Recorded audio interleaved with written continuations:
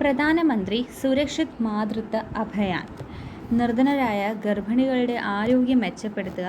എല്ലാ മാസവും 9-ാം തീയതി സൗജന്യമായി വൈദ്യുത പരിശോധന എന്നീ ലക്ഷ്യങ്ങളോടെ ഉണ്ടായതാണ്. അപ്പോൾ എല്ലാ മാസവും 9-ാം തീയതിയല്ലേ സൗജന്യ പരിശോധന, വൈദ്യുതി പരിശോധന.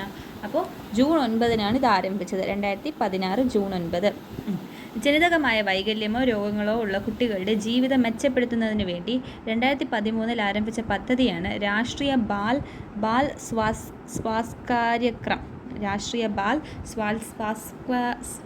സ്വാസ്ഥ്യകാര്യക്രം RBSK. അടുത്ത്, ജനിതകമായ വൈകല്യമോ രോഗങ്ങളോ ഉള്ള കുട്ടികളുടെ ജീവിതം മെച്ചപ്പെടുത്തുന്നതിന് വേണ്ടി കൗമാരക്കാരായ ആൺകുട്ടികളുടെ സ്വയം പര്യാപ്തരാക്കുക എന്ന ലക്ഷ്യത്തോടു കൂടി ആരംഭിച്ച പദ്ധതിയാണ് Rajiv Gandhi scheme for empowerment of adolescence boys. പദ്ധതി ആരംഭിച്ചത് 2014 സാക്ഷ്യം പദ്ധതിയിൽ ഉൾപ്പെടുന്നതിനുള്ള പ്രായപരിധി 11 മുതൽ 18 വരെ. സാക്ഷ്യം, ശബല പദ്ധതികൾ നേതൃത്വം നൽകുന്നത് വനിതാ ശിശുക്ഷേമ മന്ത്രാലയമാണ്. അപ്പം സാക്ഷ്യം, ശബല എന്നൊരു പദ്ധതിയുണ്ട്, അത് രണ്ടും വനിതാ ശിശുക്ഷേമ.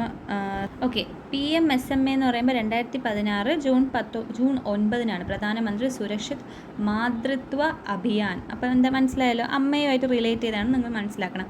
രാഷ്ട്രീയ ബാൽ സ്വാസ്ഥ്യ കാര്യക്രം. ബാൽ എന്ന് പറയുമ്പോൾ കുട്ടികൾ, സ്വാസ്ഥ്യ കാര്യക്രം.